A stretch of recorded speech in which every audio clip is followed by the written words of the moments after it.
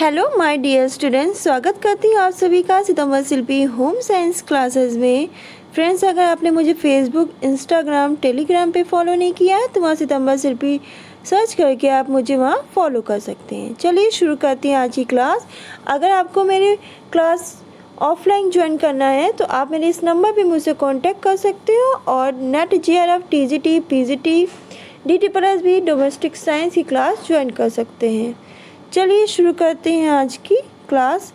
तो आज की क्लास में हम लोग पढ़ेंगे यूनिट 1, आपकी नेट JRF की है, खाद्य विज्ञान एवं पोषण, जिसमें आज हम लोग पढ़ने जा रहे हैं खाद्य परिरक्षण व अनुप्रयोग पर पकाने एवं प्रक्रमण तकनीकों का प्रभाव। तो ये आज का टॉपिक है। चलिए शुरू करते हैं आज की क्लास। तो खाद्य परिरक्षण अनुप्रयोग पर पकाने व प्रक्रमण तकनीक का प्रभाव क्या है। तो मैं बता दूं, भोज पदार्थ को पकाते समय उसके जो पोषात्मक तत्व हैं और भौतिक पैरामीटर है, तो पोषात्मक तत्व और भौतिक पैरामीटर की भांति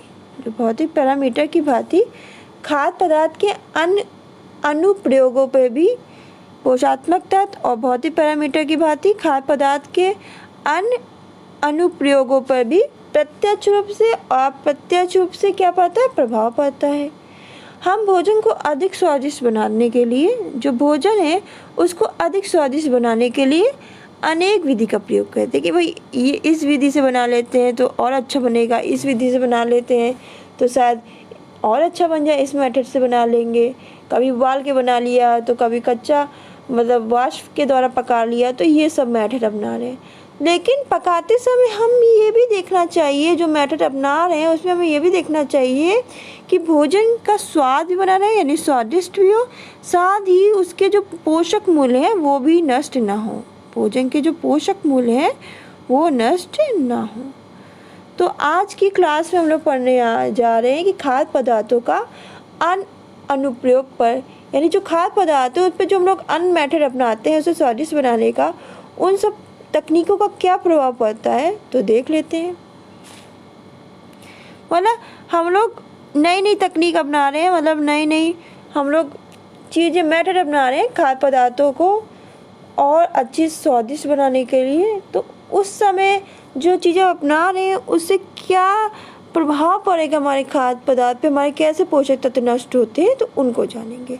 तो सब्जियों को सबसे पहले बहुत छोटा टुकड़ों में नहीं काटना चाहिए। छोटे टुकड़ों होने पर जो भोज्य पदार्थों के पोषक तत्वों की हानि भी अधिक होती है। जो सब्जियों के जो टुकड़े हैं उन्हें बहुत छोटा नहीं काटना चाहिए, जो छोटे टुकड़े नहीं, क्योंकि छोटे टुकड़े होने पर जो भोज्य पदार्थ के जो पोषक तत्व हैं उनकी ज़्यादा हानि होती है।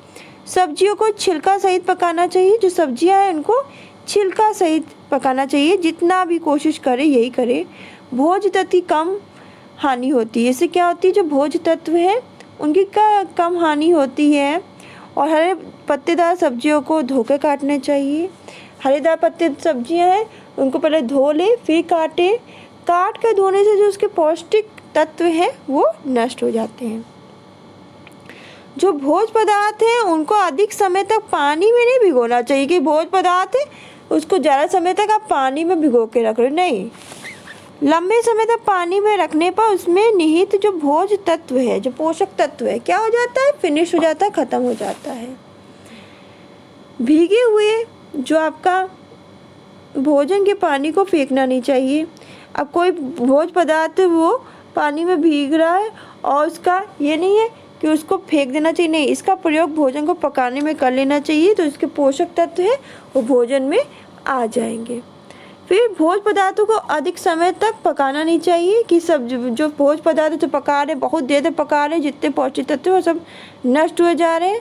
बहुत अधिक समय तक पकाने से भोज्य के पोषक तत्व क्या हो जाते हैं, नष्ट हो जाते हैं। भोजन को उसके गलने तक ही पकाया जाना चाहिए। जितनी हमें आवश्यकता है कि जितने में भोजन पक जाए उतनी ही देर हमें उसे पकाना चाहिए। ये नहीं जब उसे ज़्यादा पका दिया तो उसके पोषक तत्व क्या हो जाएंगे, नष्ट हो जाएंगे।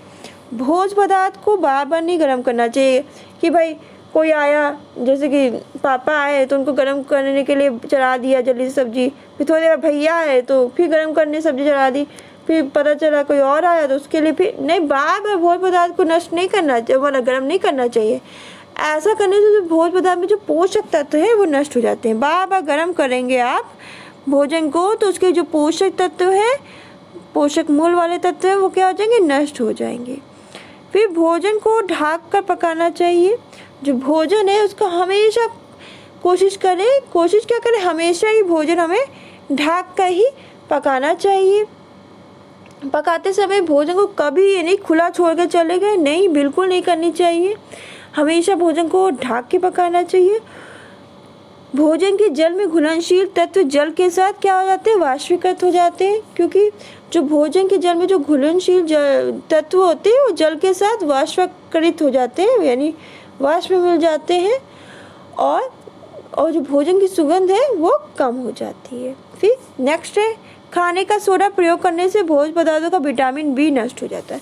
तो जब खाने का सोडा प्रयोग करते हैं तो क्या होता है, भोजन में जो उपस्थित विटामिन बी होता है वो नष्ट हो जाता है।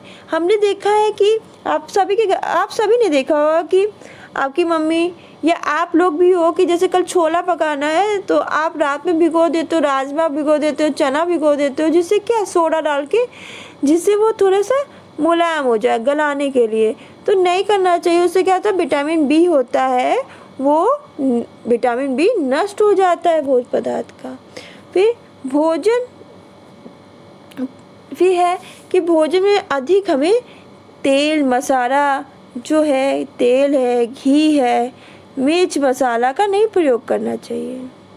ये हमारे स्वास्थ्य के लिए बहुत ही हानिकारक होती हैं, और ज़रा तेल और मिर्च मसाला पड़ने से जो खाद्य पदार्थ का स्वाद है, जो प्राकृतिक नेचुरल स्वाद है, वो खराब हो जाता है।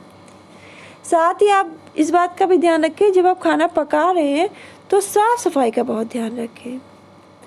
जहाँ पका रही हो वहाँ साफ़ सफाई हो, जिस बर्तन में पका रही हो वो साफ़ सुथरा हो, जो सब्जी पका रही हो साफ़ सुथरी, उसमें कीड़ा वीड़ा ना लगा हो, तो ये सब का भी ध्यान रखना चाहिए। साथ ही बता दूँ कि जो आपके प्रोटीन युक्त पदार्थ है, जैसे मांस है, मछली है, अंडा है, पनीर है, इन सबको धीमी आंच में पकाना चाहिए।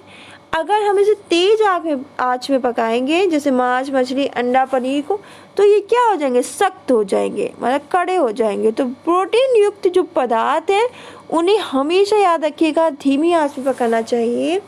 अगर हम इन्हें तेज़ आंच में पकाएंगे तो ये सख्त हो जाएंगे, कड़े हो जाएंगे। तो फ्रेंड्स, आज की क्लास में हम लोगों ने जाना कि खाद्य पदार्थों के अनुप्रयोग करते समय किन बातों का ध्यान रखना चाहिए, उनका क्या प्रभाव पड़ता है हमारे भोजन को पकाते समय। तो आज की क्लास में हम लोगों ने इस बात को जाना। वीडियो अच्छी लगे तो लाइक जरूर करें, शेयर जरूर करें, कमेंट करके अपना फीडबैक जरूर दें। तो फ्रेंड्स, आज के लिए बस इतना ही। साथ ही आपने अगर मेरे चैनल को सब्सक्राइब नहीं किया है तो सब्सक्राइब जरूर कर लें, जिससे आपको मेरी क्लास की नोटिफिकेशन मिल जाएगी। तब तक खुश रहिए, मुस्कुराते रहिए, अपना ध्यान रखिए। Bye bye.